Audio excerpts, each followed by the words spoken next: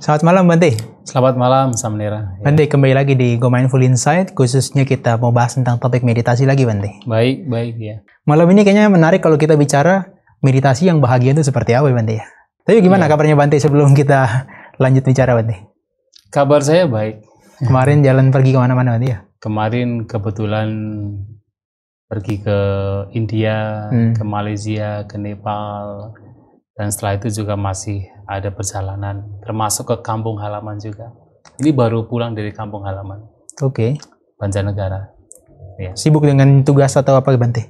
Oh, kalau di kampung sih bukan tugas hanya. Kemarin kan ada meditasi di Wihara Mendut, kemudian sekalian pulang kampung. Masih sampai sekarang tuh Bante yang di Wihara Mendut maksudnya? Untuk meditasi rutin yang modelnya seminggu itu kan? Oh, modelnya hanya 3 hari sebenarnya. Jadi tidak penuh 3 hari, hanya hari Jumat mulai, Jumat malam, kemudian hari Sabtu full, hari Minggu setengah hari. Oke. Ya, itu saja. Berarti total 3 harian ya? 3 hari total pulang balik. Tetapi untuk fullnya ya sebenarnya tidak sampai 3 hari. Tapi lebih banyak yang Muslim kalau di Mendut itu ya Bante ya? Lintas agama. Jadi ada Muslim, ada Katolik, ada Hindu, ada Buddhisnya. Jadi memang betul-betul di sana itu beragam yang ikut meditasi. Oke. Bante ini kan menarik nih, topik yang terkait dengan tadi saya sampaikan, cara meditasi untuk bahagia kan gimana. Dan saya dengar ada Bante juga sampaikan waktu itu tentang meditasi kesadaran. Iya. Nah itu mungkin yang diterapkan di Wihara Mendut selama 3 hari itu kan Bante. Nah mungkin itu kita bisa bicarakan dan korelasikan bagaimana orang-orang yang baru ini, yang baru meditasi terus dia bisa berbahagia. Gimana sih Bante, menurut Bante misalnya kalau yang dikatakan sebagai meditasi kesadaran buat orang-orang yang secara umum? Iya, sebenarnya meditasi kesadaran di sini lebih mengacu kepada meditasi menggunakan mindfulness. Jadi kata mindfulness yang kita terjemahkan sebagai kesadaran itu juga diartikan sebagai perhatian, kewaspadaan, kehati-hatian. Jadi kita punya kualitas batin yang waspada. Kalau dalam bahasa Jawa ada istilah eling. Jadi eling, sadar, waspada, perhatian, itulah sebenarnya yang mengacu kepada meditasi kesadaran. Dan tentunya orang yang bermeditasi, yang di sini termasuk kesadaran juga dimunculkan di sana, ya memang harus bahagia. Saya sering menyampaikan kepada para peserta meditasi bahwasanya meditasi itu sebenarnya memberikan istirahat. Ya. Jadi terkadang kita begini masalahnya, ada beberapa orang yang ketika mereka bermeditasi kesannya itu menderita. Sehingga menjadi ketika mau meditasi lagi tidak tertarik, ada semacam trauma. Karena seperti meditasi itu hanya duduk, diam, kemudian tegang, begitu kan, sehingga menjadi menderita, menjadi bukannya rileks, bukannya tenang, tetapi menjadi tegang. Ya. Dan itu yang harus kita luruskan, bahwasanya meditasi itu adalah memberikan istirahat, cara untuk memberikan istirahat terhadap batin dan jasmani. Jadi jasmani harus rileks, batin itu juga harus rileks. Itulah meditasi. Dalam kita memunculkan kesadaran, kewaspadaan, salah satu tujuannya adalah supaya batin ini menjadi rileks. Supaya jasmani ini menjadi rileks, beristirahat. Walaupun tentu rileks di sini pun harus disadari agar jangan sampai menjadi ngantuk, menjadi bermalasan.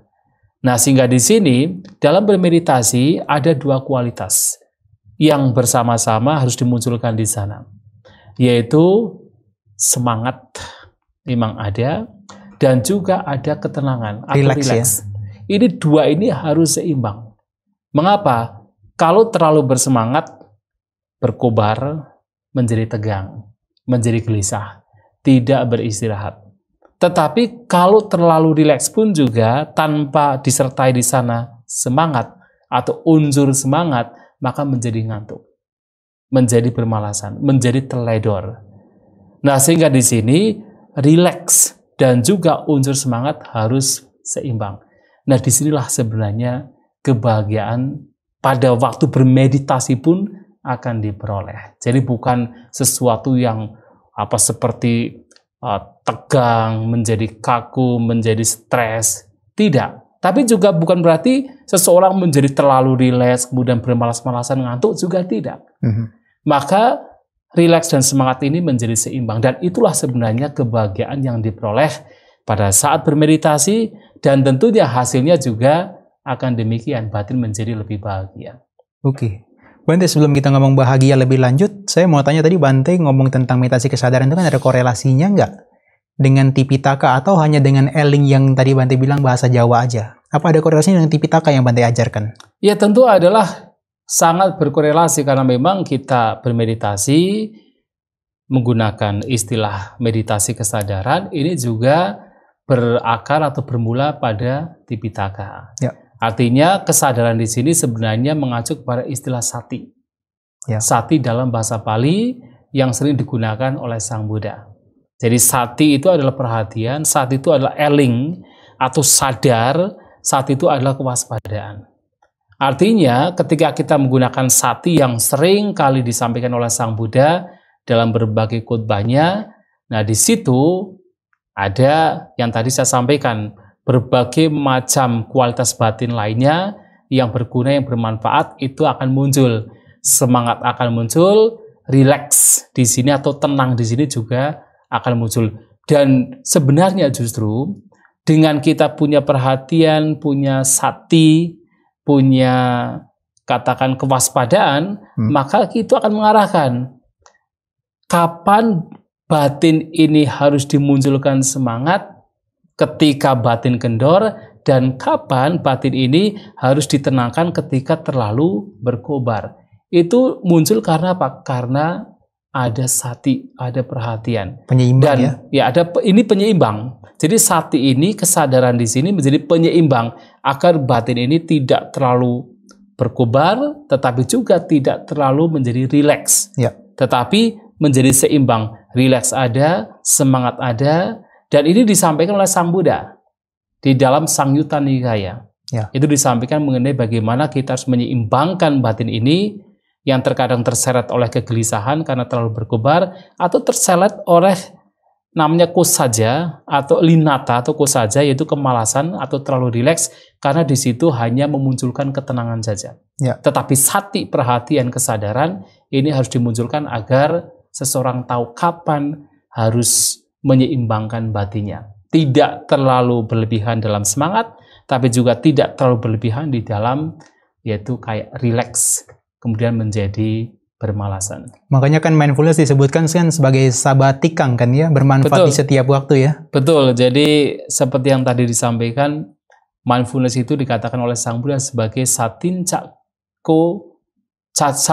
wahang bikawe sabatikang wadami. Sabatikang ya? Sabatikang. Jadi memang sati dikatakan oleh Sang Buddha sebagai sabatikang, berguna di dalam semua kondisi. Ya.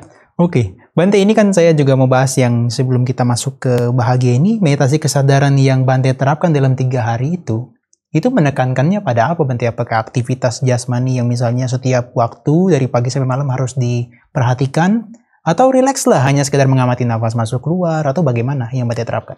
Jadi sebenarnya yang diterapkan adalah meditasi vipassana, ya, atau meditasi pandangan terang yang menggunakan kesadaran, menggunakan sati sebagai alatnya, di mana memang kuncinya adalah kita sadar.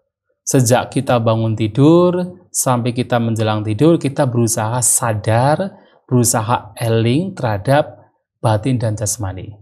Hanya saja memang batin kita kan memang mudah sekali untuk mengembara. Ya. Batin kita kan memang sangat liar. Walaupun kita itu kuncinya adalah mengarahkan batin kita ke saat ini dan sekarang, sadar terhadap gerak-gerik batin dan jasmani, kalau tidak ada objek yang spesifik, itu akan sulit untuk bisa membawa batin ke saat ini dan sekarang. Oke. Oleh sebab itu, dalam kita bermeditasi yang diterapkan di Biara Mendut, kita membagi aktivitas kita menjadi 3, ya. Yaitu ketika kita duduk, ketika kita berjalan, kemudian yang ketiga adalah aktivitas lainnya selain duduk dan selain berjalan. Daily activity gitu ya? Daily activities, termasuk sebenarnya ketika kita meditasi jalan itu ada berdiri juga. Yes. Nah, sehingga di situ itu dianggap sebagai di luar berjalan dan juga duduk. Nah, pada saat kita duduk bermeditasi, untuk membantu supaya batin ini berada di sini dan sekarang, dengan kekuatan kesadaran dibawa ke sini dan sekarang, maka kita dianjurkan dalam meditasi ini untuk mengamati keluar masuknya nafas. Itu sebagai angkornya. Jadi ketika batin keluar atau batin mengembara, kita bawa ke saat ini dan sekarang. Kemudian langsung mengamati keluar masuknya nafas, supaya tidak bingung. Ya. Supaya tidak bingung ketika sudah berada di sini dan sekarang, apa yang mesti diamati. Maka yang diamati adalah keluar masuknya nafas. Mengapa demikian? Karena pada saat kita duduk, di antara batin dan jasmani, tetap yang paling kasar adalah jasmani. Mudah diamati. Nah, di antara yang paling kasar, bagian jasmani pada saat kita duduk adalah nafas. Nafas Bante ya? Itu nafas. Paling kasar ya? Yang paling kasar. Karena apa? Jasmani sudah diam, tetapi nafas masih bergerak. Sehingga mudah untuk diamati. Nah, sehingga batin mengembara, kita kembali kepada nafas. Dengan kita kembali kepada nafas, disinilah kita sebenarnya sadar. Kita berada di sini dan sekarang bersama dengan nafas. Lantas kemudian ketika kita berjalan. Nah, dalam berjalan, apa yang kita amati? Di dalam batin dan jasmani, yang paling kasar adalah jasmani juga.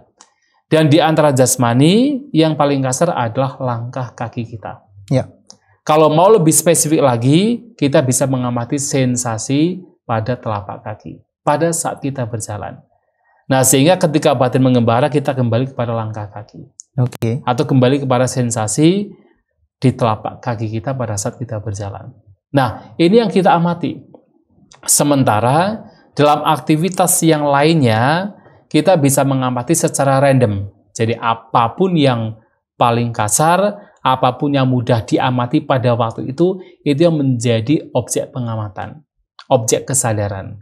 Misalnya pada saat kita makan, ya kita dalam makan kan banyak sekali aktivitas kan, betul. Yang kita lakukan. Ya paling tidak adalah pada saat kita mengambil makanan, kita betul-betul tahu kita mengambil makanan. Pada saat kita memasukkan makanan, kita tahu. Pada saat kita mengunyah juga kita sadar. Pada saat makanan sudah masuk ke dalam perut juga kita sadar. Dan kita menyadari apapun yang di situ paling dominan dalam aktivitas-aktivitas lainnya. Pada saat kita berdiri misalnya, kita diam berdiri. Yang paling kasar adalah apa? Ya jasmani kita. Ya. Dan nafas itu bisa menjadi objeknya. Karena apa? Pada waktu itu juga badan kita diam. Nafas itu yang paling kasar. Itu bisa dijadikan sebagai objek. Nah, sekarang yang menjadi pertanyaan adalah apakah dengan kita mengamati jasmani ini ada tidak hubungannya dengan batin? Ya tentunya sangat berhubungan. Ya. Karena sebenarnya dalam kita mengamati jasmani itu bukan kita mengolah jasmani kan, dalam meditasi ini, tetapi kita adalah mengolah batin kita. Banyak sekali manfaat yang diperoleh ketika kita itu membawa batin ke saat ini dan sekarang, walaupun objeknya adalah jasmani. Karena apa? Karena pada waktu itu batin kita sudah terbiasa, misalnya satu contoh saja, batin kita sudah terbiasa liar, ya kan, sudah terbiasa liar. Nah, ketika batin yang liar demikian terus dibawa ke saat ini dan sekarang, artinya pada waktu itu kita sedang mengolah batin itu sendiri. Pertama, semangat itu akan berkembang. Karena kalau tidak ada semangat, begitu batin sudah liar, ya sudah dibiarkan saja. Jadi linatanya muncul ya? Ya linatanya muncul. Kelambanannya muncul. Kelambanannya muncul. Sehingga dibiarkan saja. Sehingga walaupun kita tuh mengamati nafas, setiap batin mengembara, kita kembali pada nafas, mengembara kembali pada nafas, walaupun objek yang paling dominan pada waktu itu adalah nafas, dengan kita melakukan demikian, kekuatan batin, yang dalam hal ini adalah semangat juga berkembang. Dan karena pada waktu itu juga kita selalu melakukan hal yang sama, sebenarnya kesabaran juga berkembang. Dan tentunya karena pada waktu itu kita melakukan demikian, yang tadinya batin itu mengembara kemana-mana, kemudian sekarang mulai lebih familiar, lebih diam terhadap saat ini dan sekarang, ketenangan juga berkembang. Ketenangan batin berkembang. Bukan ketenangan dari apa nafasnya, tapi ketenangan batin itu. Secara batiniahnya ya. Secara batiniah juga berkembang. Dan sebenarnya juga karena pada waktu itu selalu melakukan demikian, hanya melakukan demikian saja, sebenarnya kesadaran kita juga semakin tajam. Yes. Eling kita, batin yang eling, batin yang waspada juga semakin berkembang. Oke. Karena kalau tidak eling, tidak waspada, ya sudah, begitu batin mengembara sudah nggak tahu kemana, kan melamun kan. Iya, iya. Tapi karena kita mengembangkan eling, begitu mengembara tahu, oh ini sudah mengembara, langsung kembali pada nafas. Oke. Nah, jadi eling, sadar itu sendiri juga berkembang. Instrumennya adalah eling atau sadar, kesadaran di sini atau sati di sini. Ya. Tetapi yang lain-lainnya juga akan berkembang. Oke. Termasuk adalah kebijaksanaan juga berkembang. Karena dengan kita selalu mengembalikan pikiran yang tadi mengembara, pikirannya mungkin terdistraksi dengan berbagai macam kotoran batin, kita kembalikan kepada nafas. Pada waktu itu pemahaman, pengetahuan, oh ini bermanfaat, ini tidak bermanfaat juga semakin dikenali, semakin berkembang. Tidak hanya sekedar teori. Ya. Artinya dalam kita berteori kita tahu, oh kalau batin mengembara itu tidak baik. Itu adalah ya cenderung kepada kotoran batin ketika batin mengembara. Tapi begitu batin berada di sini dan sekarang, itu baik karena setidaknya pikiran gelisah, pikiran khawatir, ketakutan yang muncul karena pikiran-pikiran yang mengembara ke masa lampau dan yang akan datang itu tidak ada. Karena batin berada di sini dan sekarang.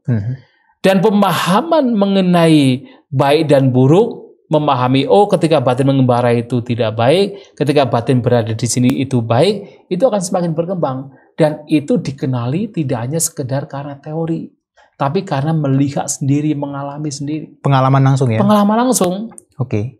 Pengalaman langsung di mana batin kita kembalikan ke sini, ke saat ini dan sekarang.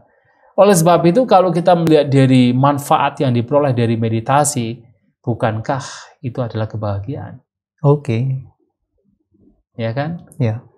Bante, ini dari topik yang dibahas oleh Bante tentang meditasi kesadaran, saya melihat nih Bante, ada relevansi seperti metode yang diajarkan oleh Mahasi Sayadaw.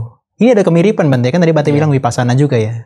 Nah, apakah, saya mau tanyanya adalah, apakah ini ada kemiripan dan juga kalau misalnya di dalam kasus yang Bante ajarkan misalnya, ada orang yang misalnya dia nggak bisa observe untuk nafas di hidungnya, di perut, apakah Bante punya fleksibilitas untuk itu? Kalau kita melihat di dalam Mahasatipatthana sendiri, itu kan objeknya bisa berbagai macam kan. Tidak hanya jasmani, tidak hanya, maksudnya dalam jasmani kan bisa menggunakan keluar masuknya kemuk-kemis perut, atau keluar masuknya nafas. Kalau memang dengan cara demikian kok tidak bisa mengamati perasaan. Oh, oke. Atau bisa mengamati emosi. Tetapi anjuran yang diterapkan di Wihara Mendut itu adalah yang ya tetap adalah jasmani, tetapi bukan berarti kemudian hanya sekedar jasmani. Batin, emosi juga harus diamati. Ya. Misalnya sebagai contoh begini, misalnya yang juga saya sering menyampaikan, pada saat kita duduk lama, kemudian fisik kita atau kaki kita misalnya kesemutan. Oke. Pada waktu itu ada pertanyaan, seringkali ditanyakan oleh para pemeditator. Boleh pindah posisi nggak? Iya, betul. Jadi apa yang mesti kita lakukan ketika kaki kita sakit gitu kan? Apa yang harus kita lakukan? Saya bilang, ketika kita sakit, jangan kemudian kita langsung mengubah posisi duduk. Kenapa? Karena itu adalah habit yang lama. Ya. Kebiasaan yang lama. Kebiasaan kita adalah ketika kita menghadapi rasa sakit, menghadapi ketidaksenangan, kita langsung mencari kesenangan baru. Menutupi penderitaan dengan kesenangan.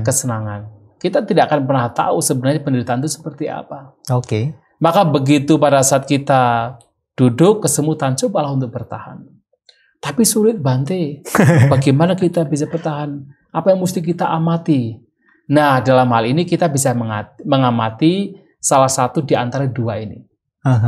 Yang pertama adalah mengamati rasa sakit di fisiknya itu adalah physical, atau kita mengamati gejolak pikiran atau emosi yang merespon rasa sakit tersebut. Oke. Yang biasanya adalah ketidaksukaan.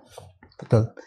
Jadi kita bisa mengamati rasa sakit di fisik, kita amati, kita bersabar di sana, walaupun tidak bisa lama itu masih mending.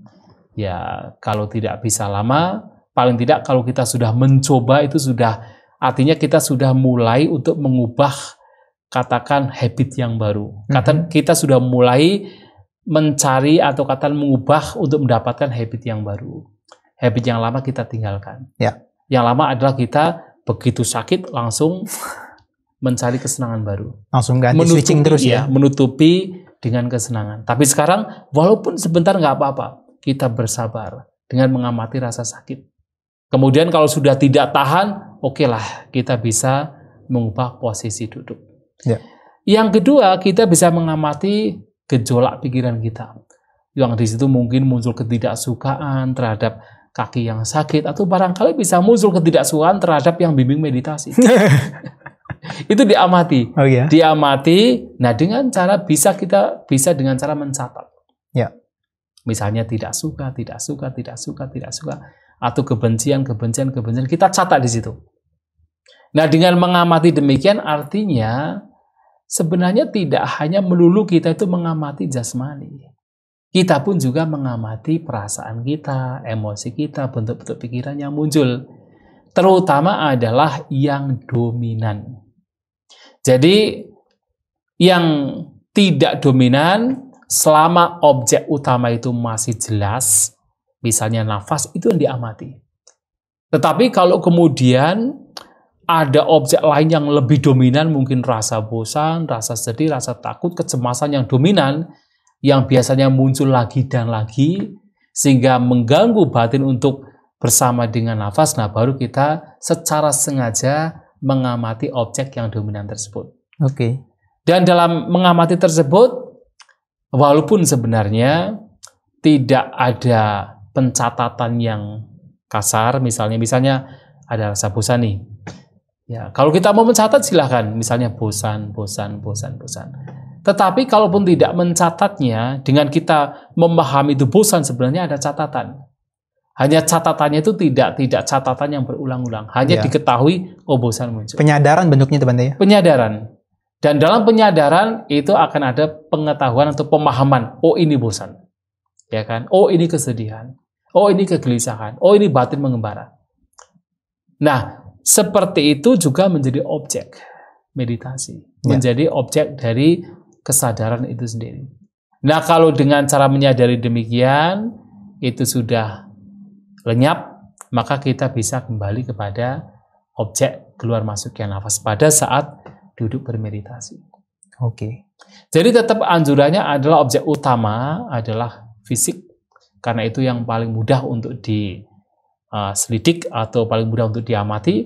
Tetapi ketika ada objek-objek lain yang bukan fisikal, mungkin perasaan, emosi, pikiran yang lebih dominan, itu juga menjadi objek dari perhatian.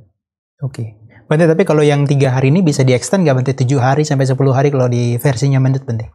Sebenarnya bisa di-extend, tetapi memang untuk Wihara Mendut, terutama bulan Maret dan bulan September, itu memang hanya 3 hari tersebut.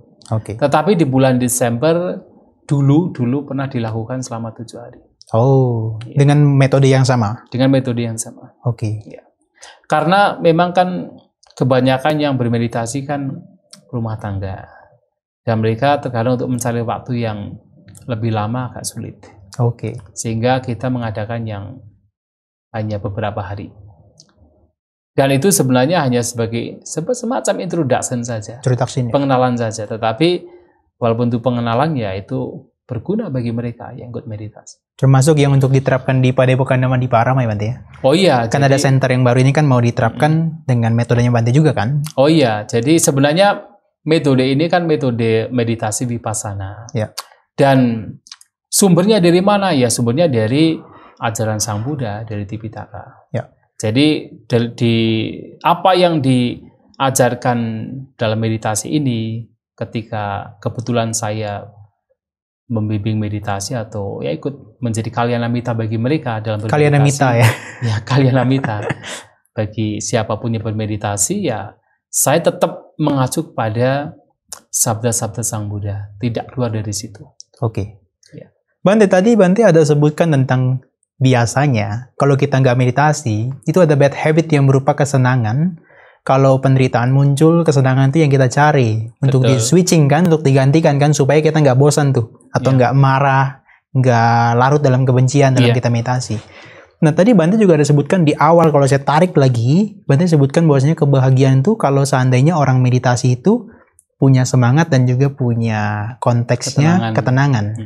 Nah, ini apa nih? Mungkin Bante bisa kasih pembedaan dulu antara senang dan bahagia itu bagaimana definisinya, korelasinya, sehingga nanti saya bisa tarik juga untuk bahasnya meditasi itu dengan bahagia seperti apa.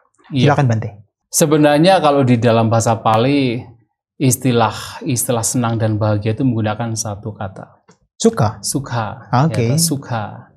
Tetapi di dalam bahasa Indonesia memang ada semacam pembedaan.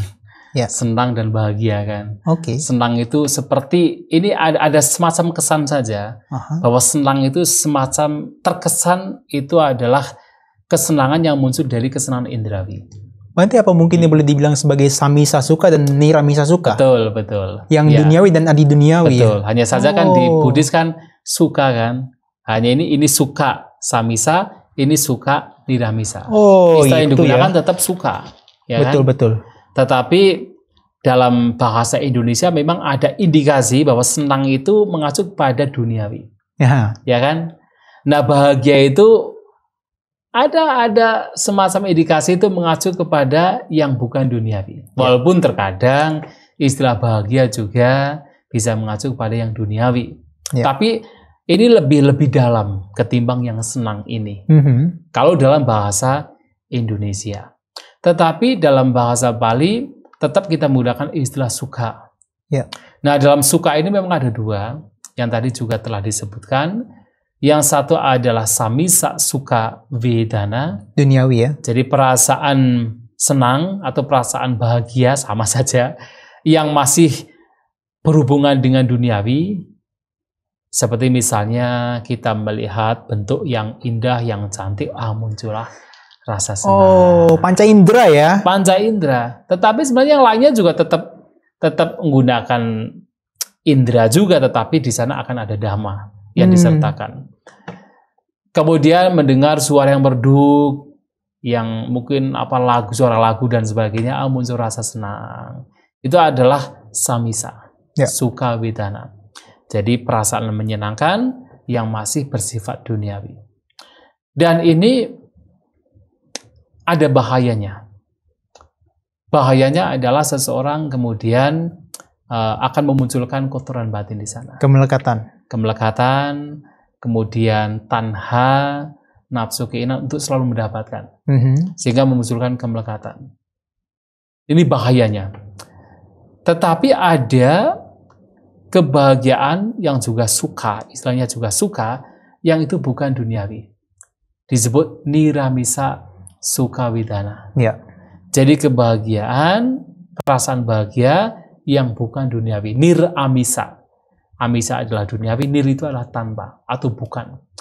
Itu adalah kebahagiaan yang muncul karena perenungan dhamma. Sebagai contoh adalah kita melihat objek yang menyenangkan. Awalnya kita muncul rasa senang. Itu adalah samisa tadi, yang masih duniawi. Tapi kemudian kita renungkan bahwa objek ini pun juga tidak kekal. Kalau saya melekati di objek tersebut, saya menderita. Ketika merenungkan demikian, muncul rasa bahagia juga.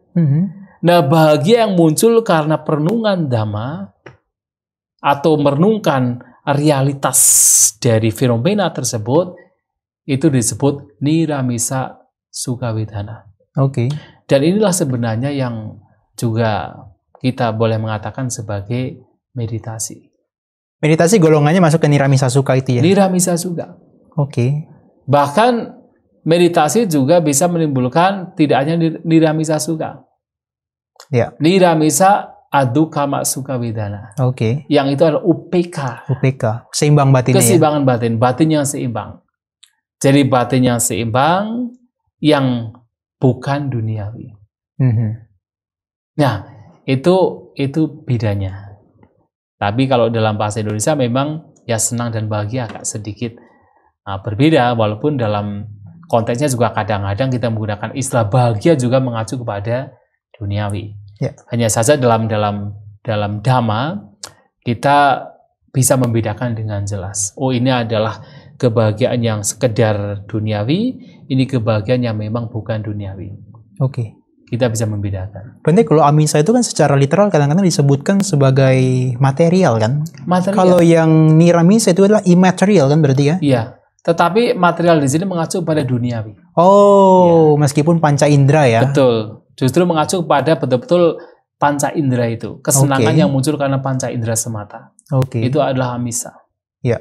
Kalau yang itu imaterial berarti yang adi duniawinya ya? Iya, jadi yang dunia. Bukan, boleh dikata yang bukan duniawi. Yang bukan material lagi. Oke. Itu kan apa? Batin yang dikembangkan. Oke. Lantas gimana nih Bante? Sebagai pembahasan kita, kalau seandainya kita meditasi mau bahagia, sebagai pemula lah ya, apa nih yang harus dimiliki? Apakah masih ada korelasinya dengan semangat dan juga ketenangan tadi, atau ada hal-hal lain nih yang harus ditumbuhkan, yang kita dalam meditasi harus munculkan? Yang pertama, kita harus punya pandangan benar sebenarnya. Oke. Artinya kita harus punya pandangan benar, di mana salah satunya yang tadi juga di depan saya sampaikan, meditasi itu bukan tujuannya supaya kita menderita. Ya. Meditasi itu harus kita lihat sebagai cara untuk kita berbahagia. Meditasi itu bukan cara supaya kita itu menjadi tegang. Tapi meditasi adalah cara agar kita menjadi rileks. Ya. Menjadi beristirahat. Bukan kita menjadi tegang, menjadi tidak beristirahat, terus aktif. Tidak. Nah, melihat bahwa meditasi adalah cara untuk beristirahat, cara untuk bahagia, cara untuk mendapatkan kedamaian, itulah yang pertama harus kita munculkan di sana. Sehingga ketika kita bermeditasi, kita tidak kemudian langsung punya kesan bahwa wah saya itu nanti akan menderita. Nanti saya harus duduk lama sekali, waduh capeknya bukan main. Tidak demikian. Justru di sini dalam meditasi kita itu adalah memberikan istirahat kepada batin dan jasmani kita. Nah, ini yang harus kita munculkan, pandangan yang benar seperti supaya nggak tegang ya. Supaya tidak tegang. Kemudian juga kita harus melihat, seperti kita fisik ya, fisik kita kan membutuhkan supaya bersih, ya, supaya sehat. Kalau fisik kita bersih, tidak ada kotoran, menjadi sehat. Batin juga sama. Batin ini juga harus bersih. Bersih dari kotorannya. Supaya batin menjadi sehat. Nah, untuk membuat batin sehat, ya bermeditasi. Kenapa? Karena ketika bermeditasi, yang dikembangkan bukan pikiran-pikiran negatif. Yeah. Yang dikembangkan adalah pikiran-pikiran positif. Itu seperti sabunnya kalau kita menggunakan untuk membasuh tubuh kita. Nah, artinya dengan kita bermeditasi, kita menjadi sehat secara batiniah. Nah, kalau kita menjadi sehat secara batiniah, artinya kita menjadi bahagia dong. Nah, prinsip seperti ini juga harus kita munculkan. Okay. Bahkan sebelum kita bermeditasi. Dan ketika nanti kita bermeditasi juga harus dimunculkan. Artinya, saat bermeditasi, kita tidak membiarkan pikiran-pikiran negatif itu berkembang. Yang kita munculkan adalah pikiran-pikiran yang positif. Pikiran-pikiran yang baik. Nah, kalau ini dilakukan terus lagi dan lagi, ya kita akan menjadi semakin sehat. Oke. Memang kadangkala awal kita bermeditasi, kita seperti kesulitan. Yeah. Ya, karena habit kita kan ibaratnya kalau orang itu tidak pernah mandi kan. Yeah. Terbiasa nyaman dengan tidak mandi, begitu mandi kita merasa menderita. Apakah kan? Dingin, mungkin nggak nyaman. Betul, nggak nyaman, dinginnya seperti misalnya anjing tidak pernah mandi kan. Itu kan ketika dimandikan itu kan meronta kan, betul, menderita sekali kan. Tapi sekali dia mandi dan terus dia dibersihkan, wah itu tahu sendiri manfaatnya. Oke. Kita meditasi juga sama. Pada saat kita itu tidak pernah bermeditasi, memang kadang awalnya kita seperti menderita. Kenapa kok pikiran saya tidak boleh misalnya berpikir negatif? yang awalnya kan dibiarkan negatif kan, mengembara dibiarkan, melamun dibiarkan, berpikir yang yang senang-senang itu dibiarkan. Tapi di sini kita harus waspada, kita harus sadar ini tidak baik, ini sebenarnya penyakit ini. Memang awalnya menderita, tetapi kalau itu dilakukan lagi dan lagi, itu akan memberikan kedamaian yang sebenarnya. Kesehatan bagi batin. Seperti yang tadi, orang tidak pernah mandi, awalnya menderita kalau dimandikan. Lama-kelamaan tahu manfaatnya. Oh, ternyata mandi itu memang memberikan kesehatan. Betul. Jadi membersihkan badan, mengistirahatkan, dan batinnya juga sekaligus bisa membuat jadi sehat nanti ya? Menjadi sehat. Membersihkan batinnya. Termasuk sebenarnya kan memberikan nutrisi juga kan? Iya, yang sehat juga ya? Yang sehat juga. Seperti jasmani yang harus diberikan nutrisi, batin kita juga harus diberi nutrisi dengan cara meditasi. Ya. Pandangan benar tuh jadi paling fundamental ya. Paling penting. Itu harus yang terdepan. Kalau kita tidak punya pandangan benar ya nanti ekornya ini, pandangan benar kan seperti kepala kan. Nanti ekornya semuanya itu akan mengikuti. Ya. Kalau pandangan kita salah ya semua akan mengikuti. Kalau pandangan kita benar kemudian diimplementasikan nanti akan mengikuti pandangan benar tersebut. Jadi batin bisa rileks tadi kan? Rileks. Dan kalaupun waktunya bermeditasi dia bisa semangat Bante ya? Iya bisa semangat. Pikiran-pikiran yang positif juga semakin berkembang. Nah sehingga menjadi lebih damai, lebih bahagia. Bante sebagai yang terakhir saya tertarik dengan Bante bilang ini kan kalau di Mendut ya seakan-akan kayaknya kalau yang Muslim itu nggak bisa semua diajarkan terkait dengan ajaran Buddha nih. Nah kesulitan apa yang Bante temukan ketika dalam meditasi di Mendut misalnya mengajarkan yang non-Buddhis utamanya? Itu gimana Bante? Apa kesulitannya? Kalau saya pribadi ketika katakan mengajarkan secara teori berkenaan dengan meditasi dan itu terhadap mereka yang ya boleh dikatakan awam dalam mempelajari ajaran Buddha, meskipun Buddhis. Ya meskipun Buddhis ataupun yang lainnya yang memang mereka tidak terbiasa dengan katakan istilah-istilah Buddhis. Nah, saya biasanya mengajarkan Dhamma, mengajarkan meditasi, tetapi tidak sangat jarang menggunakan istilah-istilah Buddhis dalam bahasa Bali. Sangat jarang. Ya, kalaupun menggunakan, tetapi tidak sebanyak kalau saya berbicara dengan mereka yang memang sudah beragama Buddha dan juga sudah terbiasa dengan istilah Buddhis. Nah, karena apa? Karena kalau saya menggunakan istilah Buddhis, ya mereka tidak akan paham. Tapi kalau terhadap umat Buddha kan saya menggunakan istilah, katakan sati, samadhi, virya, ada piti, ada sukha, ada pasadi, ada satta bojjhanga, ada pancakanda. Wah, segala macam itu bisa dimengerti. Ya. Tapi kalau dengan mereka yang memang tidak belajar secara katakan technical terms dalam Buddhis, ya saya menggunakan bahasa-bahasa umum. Walaupun tetap sebenarnya yang diajarkan adalah meditasi yang memang berangkat dari apa yang disampaikan oleh Sang Buddha. Dan juga yang lainnya yang juga saya melihat kadang-kadang kesulitan adalah karena mereka kan juga bicara atas dasar pengalaman mereka dari keyakinan mereka. Yang menggunakan terkadang istilah-istilah yang mereka gunakan sesuai dengan keyakinan mereka, yang itu kadang-kadang untuk bagaimana mempertemukannya itu agak kesulitan. Agak challenging ya? Iya. Ya saya pikir itulah Bante, untuk orang bisa happy, terutama kan kita harus munculkan nih pemahaman yang benar nih. Betul. Sehingga ekornya semua mengikuti tuh. Harus mengikuti. Apakah rileksnya dan semuanya mengikuti Bante ya?